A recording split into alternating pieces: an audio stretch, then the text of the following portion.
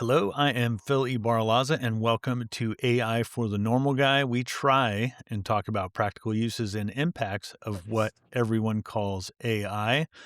As always, our hosts are Shane Spencer, systems architect and vibe coder in residence at Lovable, a decade in physical trade operations turned automation expert. He sits at the absolute frontier of modern software generation, translating real builder workflows into product intelligence. And then also Lauren Winsler, the kind of the father of the podcast, over 19 years of software development from early engineering labs at Intel and writing the literal books on core frameworks to modern backend and AI architecture. He builds the systems under the noise. And myself, Phil, I'm an independent media producer, and I put the normal guy in AI for the normal guy. And then today we're joined by Alex Sinovoy, founder and CTO of TechTide AI, a lovable community champion, and a 13-year veteran of enterprise IT infrastructure. So I promise it's today, not that hard. yeah, Words, welcome words, everyone. Words are hard. words are. So what we're going to talk about today is Anthropic looks like they're trying to come up with something to get around this government block that is currently in place for the Mythos and Fable models. And then we're going to talk a little bit about Grok and Colossus Two. And then also the Five Eyes intelligence agency's warning of AI cyber attacks. So with that, let's start with Lauren. What is going on with the Anthropic ID verification and how are they going about it? And Start there. So what I understand from reading is that they're using Persona, which is a software service provider that allows you to do in the banking and in the banking world, they sell to banks for KYC or know your customer laws. And I think they're using Persona just to verify citizenship and to verify identity. I don't know if you've ever used these type of systems, if you've ever signed up for a cryptocurrency brokerage account prior to recency. I think the laws still require KYC, but if you log into Coinbase or Binance US or does that even still exist? You hold your you take a picture and then you hold your ID up to the screen and so forth, and it verifies is that a legitimate passport card or a legitimate driver's license. These are things that are fairly easy to implement on the user side. I've implemented Persona in a prior job, but the fact that they are being sort of forced to do this, a lot of people are very upset. Like I shouldn't have to flash my ID to get into the LLM bar and to prove that I can use it. It's just very bizarre. I think a lot of well people are done, sir. upset. So, but Beautiful.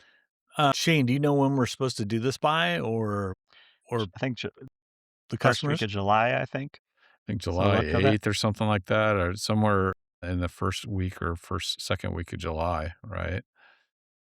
That's what I've heard. Yep. Yeah, I mean, AI is kind of moving away from, anonymous to use it to trustier kind of AI access. I think that's really where we're at anymore. People on the internet have been talking about this for a couple of years in the space about how, it's wild, wild west, but the control is on its way. And I think it's kind of on its way now.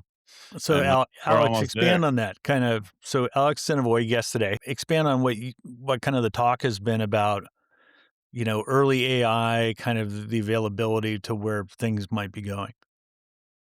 Well, I think, everyone's been asking a lot of questions, especially in the insurance space. Like, if you have these autonomous AI agents running around online that you built and they're doing random stuff and then they do something potentially illegal or against one state law or another area law, and who at the end of the day is responsible for it, and then where the blame lays, from the insurance standpoint in case there's ever like a lawsuit or something like that.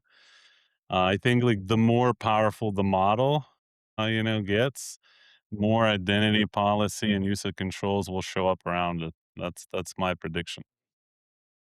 That just brought something to mind too. I wonder how Section 230 is going to apply to agentic models running around on other people's services. And for anybody that doesn't know, Section 230 is basically a law it's a very old law, one of the first laws. Oh God, I don't remember the name of the law, but Section 230 basically says that the providers of websites like Facebook, et cetera, are not responsible for what user-generated content comes up on their sites. So if Lauren puts content on my site, I'm not responsible for what Lauren does. So, Mm-hmm. So are you responsible for what my agent does, though? well, and Uh, also if agents are anonymous, then which also is why the content moderation is so awful, because the law actually incentivizes providers to not moderate their content, I because was once thinking they more like a use case where like a one agent convinces another agent, to sell them like $250,000 worth of product from one vendor to another, and then there's a dispute, and then who's responsible there, right? well, like I like the early AI bots from the car dealers that people were like finalizing offers for cars for like $1 or something. Right.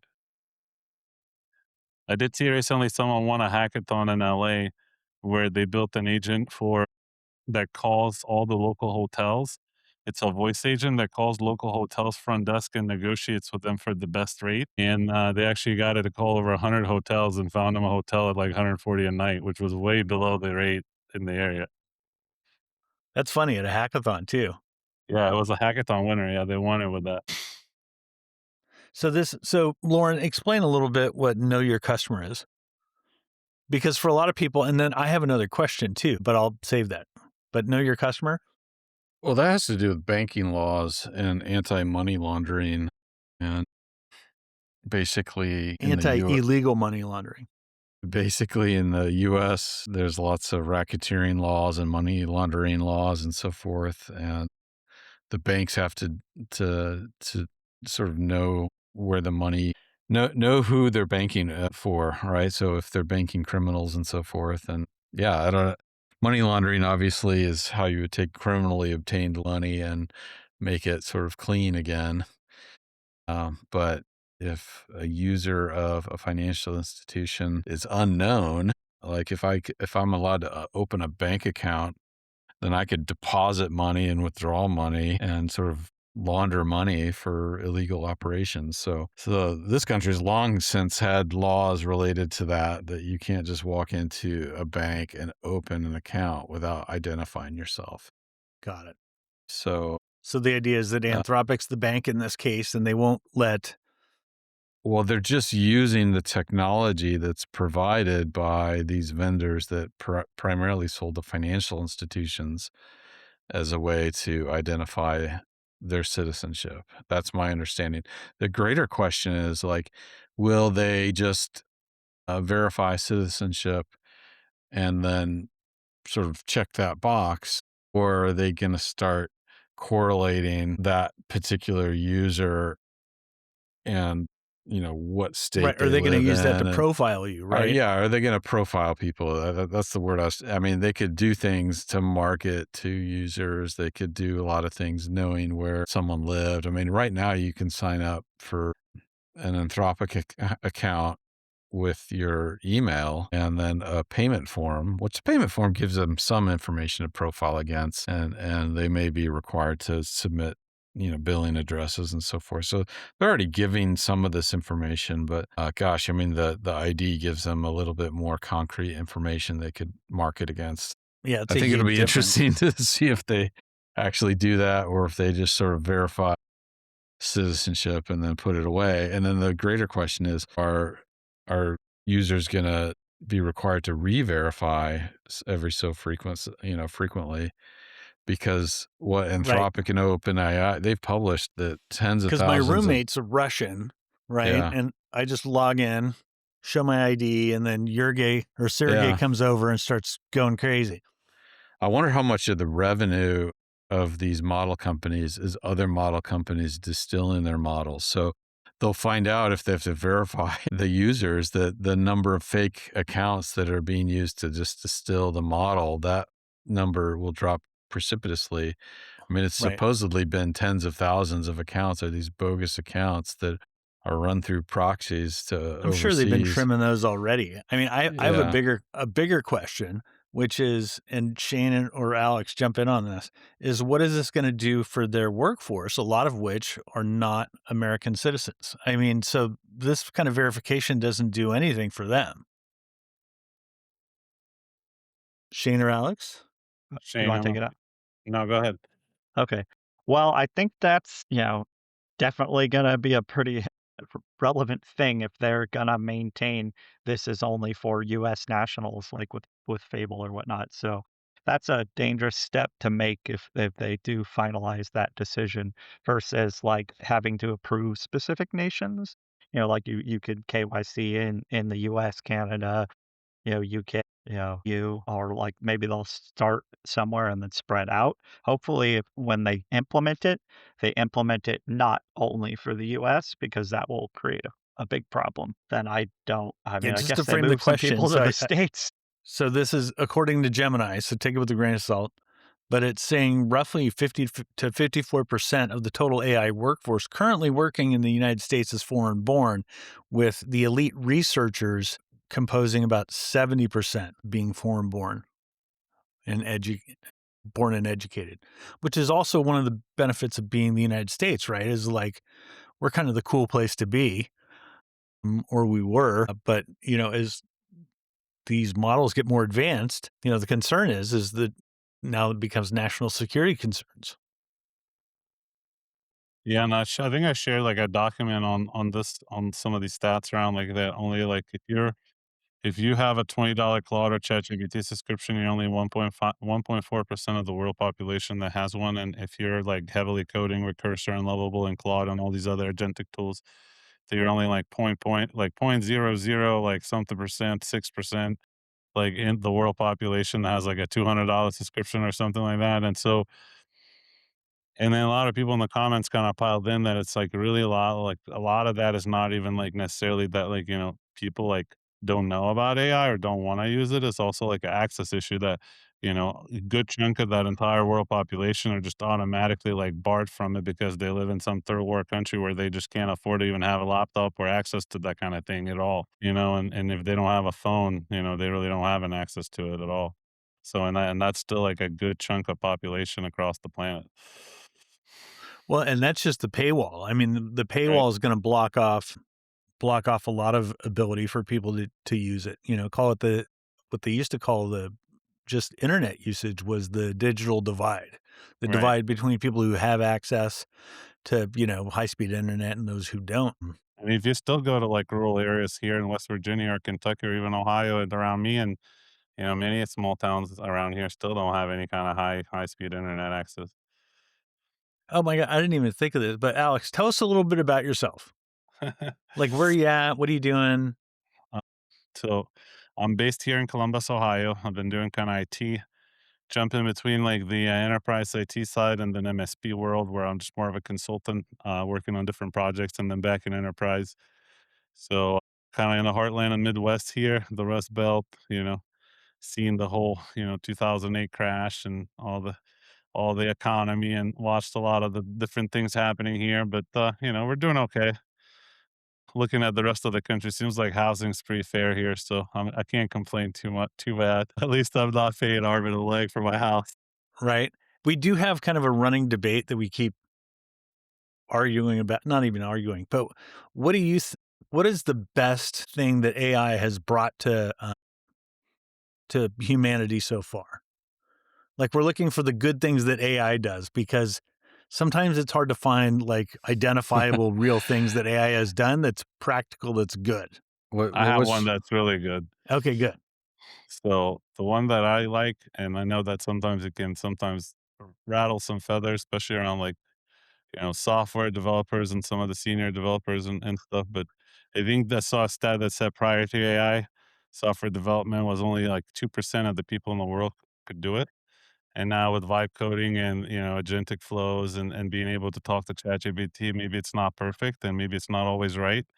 But I think that window is now open to at least like 10% or more of world population. And so now like that we're gonna have a lot more builders and a lot more people that are experiencing with what it's like to, develop a piece of software, manage it, support it. And I think it's a good, good experience for people. Definitely. So more builders I think is always good. I don't know. More accessibility to coding. And then, by the way, the senior coders can get more into debugging because Yeah. there's seems to be a fair amount of that. No one likes debugging and testing. whether you're senior or junior. I feel like that's always the worst part of the job. Can we make AI really good at that? Oh my god. So It's so getting better. Yeah. so we're looking at first week of July for Anthropic ID verification. Is that gonna so quickly? I'll go through to each of you. Lauren, do you think that's gonna appease the government and their concerns and allow the release of the previous versions of Mythos and Fable that were out in public? I think Anthropic hopes it will, but I don't know that they know that it will. In other words, I feel like they're going to audit that, and I think there'll be some concern. So I don't think you'll have Mythos or Fable back in the first week of July. Okay, Shane, what do you think? I think it still holds off a little bit. I think then they gotta have to have probably some government hearings about it. I think it goes that route. I still think my August timeline, or there is, I think maybe it was Lauren, one of you mentioned last time that, maybe after the election, the midterms or Oh, something might be I was gonna frame it differently, a little more spicy. I think that allies of our government are more in bed with OpenAI, so I think you see OpenAI get their IPO out first, and then they'll finally let Anthropic IPO, and I think Anthropic will not be able to go out until this is resolved. so uh, It you sort see of puts this a as part of a play to kind of hold back Anthropic and keep OpenAI in the game at this point? Anthropic has played their cards poorly with the government and whatever regulation they've been asking for and pining. So I think we'll get OpenAI come out first, and then Anthropic will follow after they get their ducks in a row. So that's my prediction. So Uh, We'll have to see what happens Alex, because the Twitter. Yeah, yeah. Alex, do you think that the persona inclusion is going to help get Fable 5 and Mythos back in a public release? I don't know. Mythos, I think, should come out eventually, at least on some type of enterprise tier. Maybe locked down behind like the big 500 type of access kind of thing. But I don't know if Fable's coming back. ChatGPT or OpenAI just canceled 5.6 release today, and yeah, and so I don't know. I don't know what's going on with the models right now. Nobody knows. I got to be honest, releases don't feel as important as they used to be because it's like we have fallback stuff now, right? Opus is Yeah, good. I'm enjoying the Chinese models. I can't lie. Which Chinese models are those?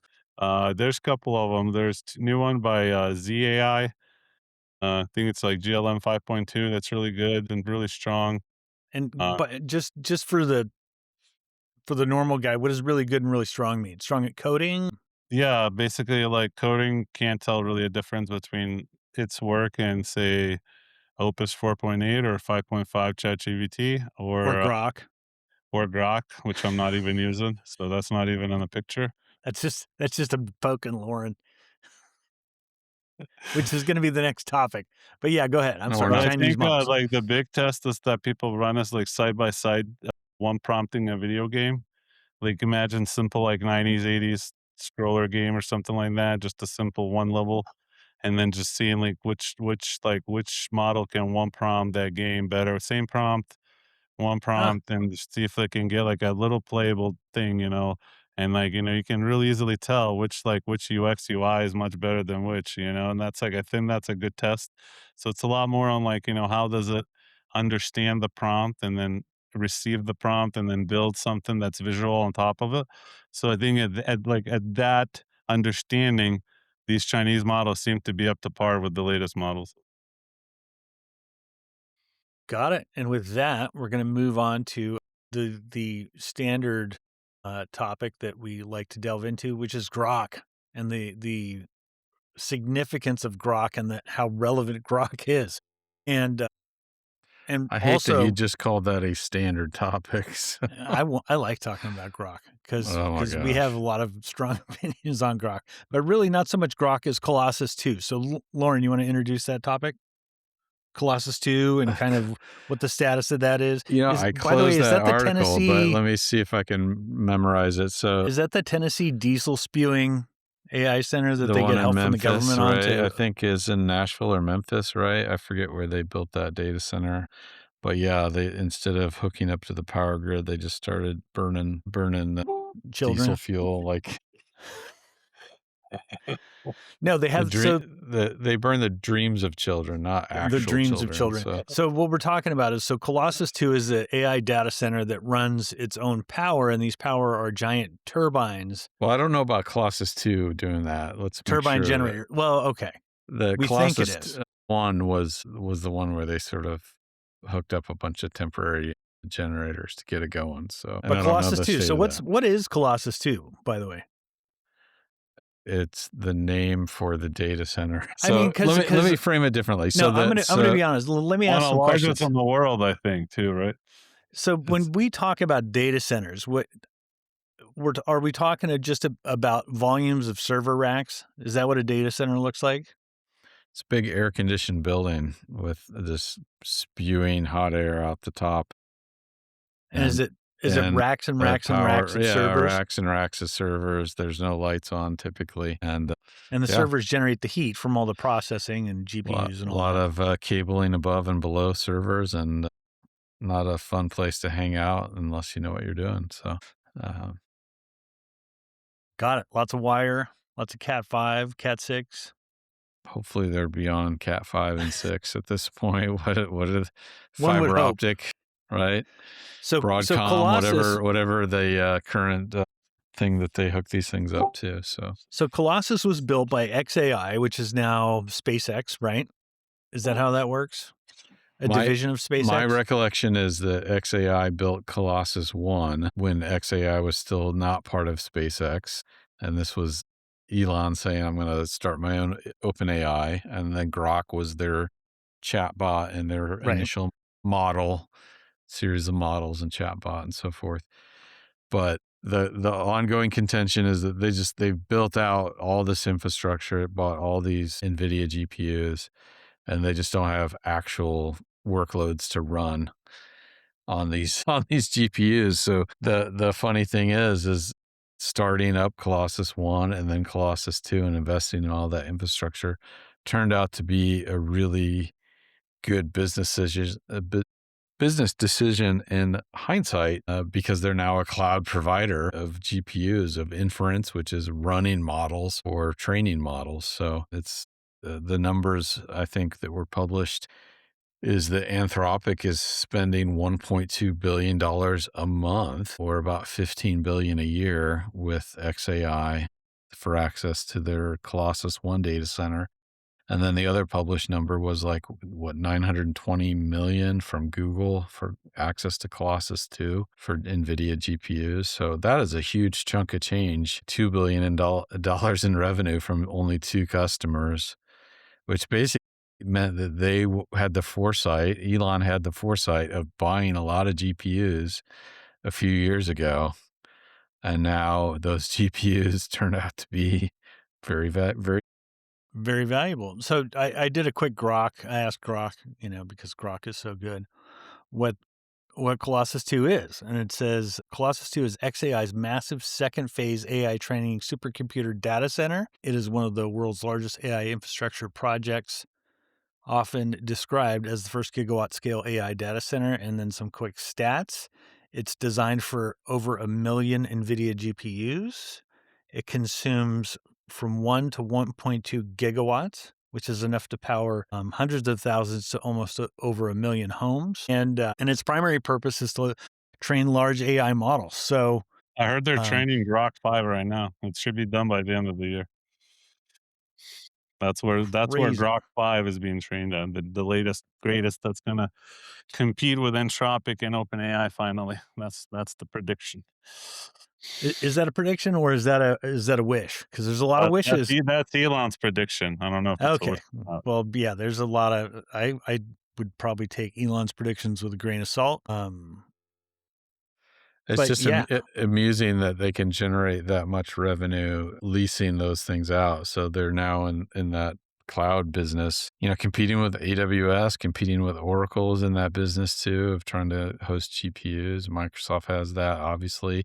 I mean, Microsoft rented access to OpenAI famously. So who else is in that business? There's a couple bespoke AI cloud providers. I'm forgetting the name of the one that's most well known. So it's really funny. So there's a lot of kind of, because NVIDIA.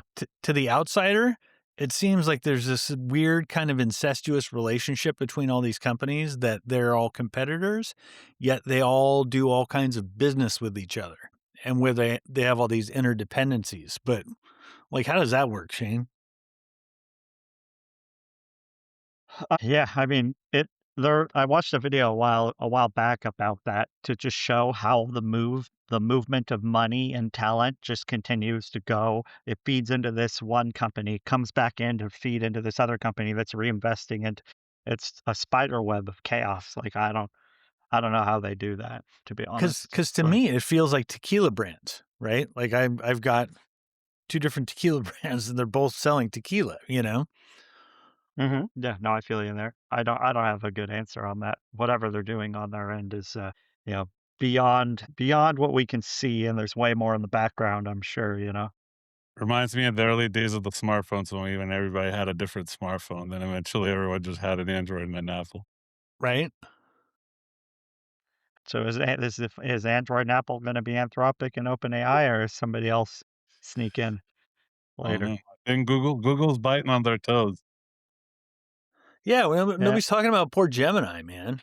Well, Pixel is still a phone. Like, a lot of people have Pixels, so it's okay for I there don't to know be who is a 3. lot of people, but I know one or two. I know 1 or 2. Alright, fine. If Because I know my 1 or argument 2. is Lauren has constantly made the argument that Grok, because it's an inferior AI product at this point.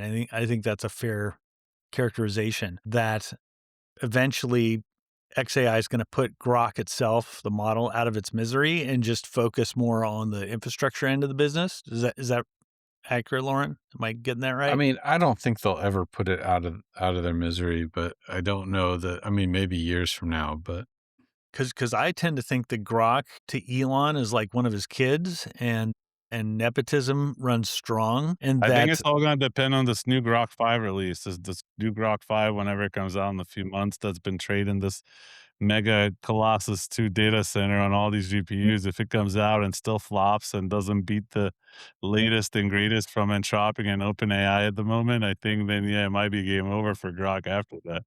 I think Grok is going to be like Bronny James. And for those that don't know, Bronny James is LeBron's son, who Yeah. played on the Lakers, played in the playoffs. And, a lot of people think he got his place on the team because of his dad. just remember that Elon stroked a check originally, or sent a wire originally, to help start OpenAI as a foundation years ago. And then they split, and famously that court case was out in the open here a few weeks ago, which was dismissed on technicalities, but a lot of information came out about how petty they were. And basically Elon hates OpenAI. He hates Sam Altman.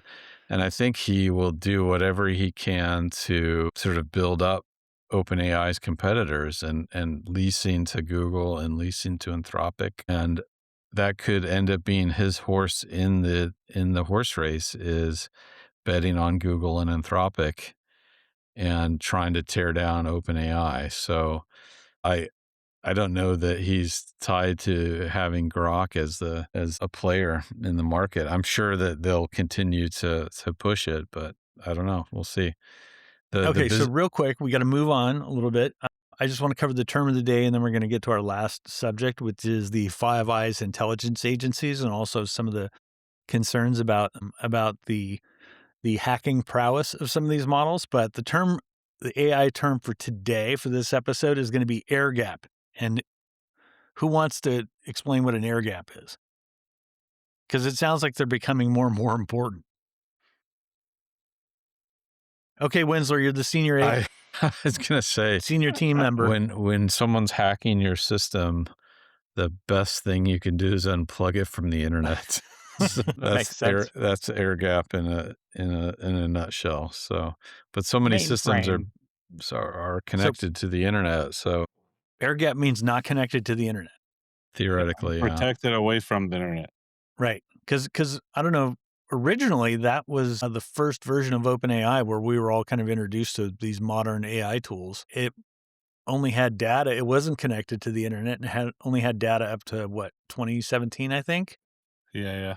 20 no, it was like 2019 or something. or 2019. But yeah, it Yeah, had like, a I think that was like GPT-3, right? right. Yeah.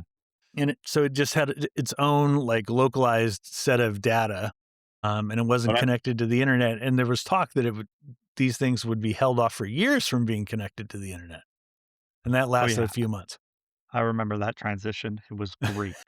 It was It's like, wild. "Whoa!" If it's still wild, what are we talking about? It felt like going down a slide, like you were already kind of going, and then it hit the steep part.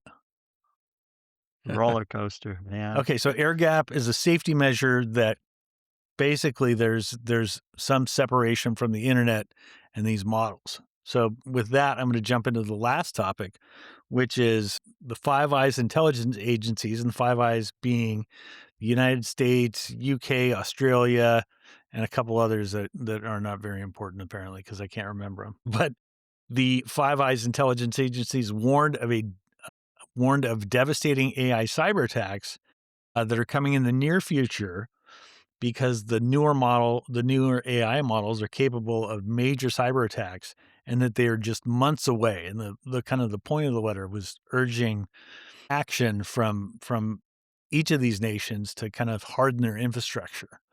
But so, Alex, do you seem to know more about this latest kind of mythos uh, scaring the shit out of everybody story? Do you want to I cover that? think yeah, I think that, like, I'm gonna more cover from the infrastructure side of things, but I think the Five Eyes kinda said the quiet part out loud. And, AI cybersecurity risk and AI cyber risks are no longer like IT ticket. It's a leadership problem now. Well, we'll talk So about the was it the Mythos test, or what was the test that just like tore down all these, or just ripped through all these different security measures? yeah, I mean, NSA said Meadows tore through it, so which means, like, now it's the recovery and continuity and leadership responsibility, and you're looking at all the other stuff that was always important in the old days before AIs. It's not really about, like, the left or the right or the blue or the green or the red system. It's more about, like, what you do and what's your process once it happens, because it's gonna happen to everybody eventually. So how what's your recovery processes look like? That's not that's a scary thought. I mean, Shane, what are you hearing? I mean, I'm hearing the same thing that, these companies are gonna have to buckle down with to be ready for these models, but and what Alex rose earlier is like, how are they gonna buckle down with these models if they don't have access internally to help use these models to, smoke test them, Right, they need the roll models to them, protect from the models, right? which is kind of Yeah. wise they gated released Mythos to begin with, but they're going to need to. It's going to have to go in a tiered release out. Maybe start with the Fortune 500, the big companies first, and then out to the other enterprise, and scale down. When they're vetted. I don't know. Well, KYC your whole Lauren, what business. does it mean that Mythos tore through security? Because like, what are they gaining access to, and is that stuff that particularly important? In other words, what does it mean that Mythos hacked the NSA or hacked the FBI? I mean, Is Did it post on the internal lunch menu that instead of soup, they're serving so qubits? allegedly, Anthropic's flagship Mythos AI model infiltrated nearly all of the national security agencies' classified systems within a few hours during an authorized, in other words, this was planned, Like right? a white hat test kind of thing. Red team. So red team would be some known hackers, some employees even of NSA. Evaluation of Mythos on June 11th. The incident now seems to be the main reason for the broad government directive on export controls. So Which only apply to Anthropic at this point. basically, they sat down and said, you know, help me write code to analyze to get into these systems and, help me fix these systems. And I mean, that's the interesting thing about Fable was reportedly if you asked it to help hack into a system, it would decline and say, I can't do that. But if you ask, help me fix the bugs, the security bugs in the system, it'd be like, okay, let's go. Let's do it. Let's fix these bugs. And that was like the mere difference between guardrails and, you know, no Freaking guardrails was how you intent, phrase the man. prompt. So if So you, basically, to jailbreak any of these AI models, you basically have to trick them like they're a kid. yeah, you have to ask nicely in a different way. So, but yeah, that sort of has reframed the discussion that if indeed Mythos was able to, and it very well could be like the same security thing. Like let's say they're all running the same blend of Linux or same blend of Unix or whatever, and they found one exploit. When it says nearly all of the systems, right, it could be the same exploit getting into each of those But what does that logical mean getting systems. in? So What does it I mean? think the biggest What is thing, who wants to take what does infiltration mean? I want to know what it means when it like infiltrated it. log in as a user and then assume root control of a Root system. control, which So means total control. which means they are the super user. They could, if they figured out where things were, they could access classified information. They could destroy or, encrypt things, do a ransomware type attack and so forth, which would be just a crazy idea that Whoa. the NSA, which is charged with spying on the U.S. Sweet citizens, Jesus. right? So they're the ones that maintain, tap connections into telecommunications inside the country. The NSA operates intelligence inside the country, the CIA supposedly outside the country, right? So, I think I might jump in for a second. I think the Yeah. biggest thing is it's the encryptions, and so if you work in cyber for a long time, it's about the encryption keys and the encryption security and like the level of the encryption. And the highest kind of like the 256 type encryptions when we rate, we say we need quantum computers to break through them, but that's what Mythos does. It basically figures out how to like fake and create like a fake key. So imagine if, it's like the bad guy come into your house in the middle of the night and they have the key and they just walk right into your house. So it's kind of like that. That's what it's figuring out. It's getting around like our current encryption ways that we were promised would not be unencrypted unless we got into full quantum computers, and that's would be like the next time we'd have to redo this whole thing. But now these latest models are actually getting around it. That's exciting. Yeah. That these new models, so basically the new models are breaking some of the stronger consumer encryption, right? Or Well, even even better. like enterprise, like the NSA grade encryption. Poof. So what you're saying Okay, is there's where are going to we be a at lot in more quantum? two-factor. Yeah. I mean, what's the answer to that? Biometric, Shane? That's an idea. Yeah, I mean, maybe they'll be able to break that eventually too. Good luck. I mean, Good luck with that, agents, You'll have to agentic send them a sample of computers. blood every time to log in. oh damn. It'll be Well, like a drunk driver having to start their car, Yeah, yeah. You with got a the tube. breathalyzer to access my AI. Great. You have to blow start your computer to get it going. Oh man, where are we gonna be at in like the next Lauren, couple of shake your head at me. years?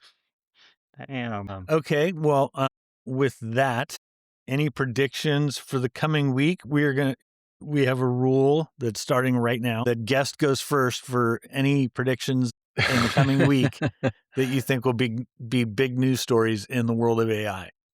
I don't think there will be any new models from Anthropic or OpenAI unless it's like Sonnet 5 or something, but that's it. So none of the crazy models are coming out this week. That's my prediction. Sounds good, Shane. We're going Uh, alphabetically. yeah, yeah. Well, I was gonna say something with the nothing news coming out this week, and I think we'll have my prediction is there'll be another government report, another public-facing government, whatever newsletter or something. Trump will Oh, tweet like a about bulletin. AI. Yeah, Trump will tweet about AI on Truth Social or something, and make a big national post. White House will put something out between now and next week. That's basically maybe, I'll go off the chart a little bit and say that they're going to like make KYC mandatory for not just Anthropic, but some of these other companies. They'll expand that out there by the next. KYC expansion from Shane. There we go. Dr. Winsler. I know this is the Normal Guy podcast, but I think the news. Don't worry, I'll make us all dumber at the end. I think the news for this week is going to be talking about more job cuts where they blame AI. Oracle came out, said they're going to cut 21,000 jobs in the next 12 months. And they're saying AI has replaced some roles. We'll see if that's true or not. But AI is definitely the scapegoat for job cuts. And boy, the stock market's taken a beating the last two days or so. So the thing that happens, the reason that the model companies are not coming out with the new models is everyone's staring at the AI stock selling off, and everyone at Anthropic and OpenAI is trying to figure out when will they become multimillionaires. So I think Everyone meaning their I think workforces the that work market for and stock. the bubble and so forth is the talk of. I think are we in an AI bubble? Is the AI bubble bursting before it's even inflated? And I think that's the topic du jour, that and job cuts. So That's a good segue into to my prediction, which is quickly becoming the kind of the punch dummy for everybody trying to get popular with the public, because the public's kind of soured on AI at this point, at least for now. And so I think you're probably going to see the announcement of some sort of hearings, a lot like they did with tobacco and with social media and some of the oil companies, where they march these guys down in the fall. You get all your CEOs down to the or the federal capitol, and they testify in an open hearing about AI. I think you're going to hear an announcement about that soon. So, Okay. anything else to cover, guys? Hearing none. I like it.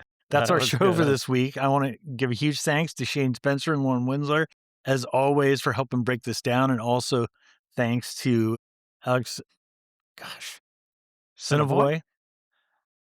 Special thanks to Alex Sinovoy for popping in today as our guest. We hope to talk to you in the future, Alex. I am Phil Ibaralaza. You can find Shane Spencer at ideasrealized.com. Lauren Winsler on LinkedIn. Alex, what's the best way for people to find you? You're muted. On LinkedIn. Alex, You can find Alex is a good place to find you on LinkedIn. Cinovoj on LinkedIn. You can find Alex You can't Sinovoy on miss him. LinkedIn. That's Alex Cinovoj. And if you have any comments or you want to... He's muted. Hey, unmute Alex. He's talking. Oh, we can't hear Alex. That's okay. Editing at the Right. Editing at the end is easy. It's the finding stuff in the middle that's the hard part. So if you want to send us a message, you can hit us up on X at AI4TNG. That's at AI for the Normal Guy. We'll be back next week with more stories, more tools, and whatever the AI world generates. Talk to you soon. Before you go, don't forget to follow or like the show so you never miss an episode. You can find AI for the Normal Guy anywhere you listen to podcasts. If you've got questions or ideas for a future episode, send them on X to AI4TNG. We'd love to hear from you.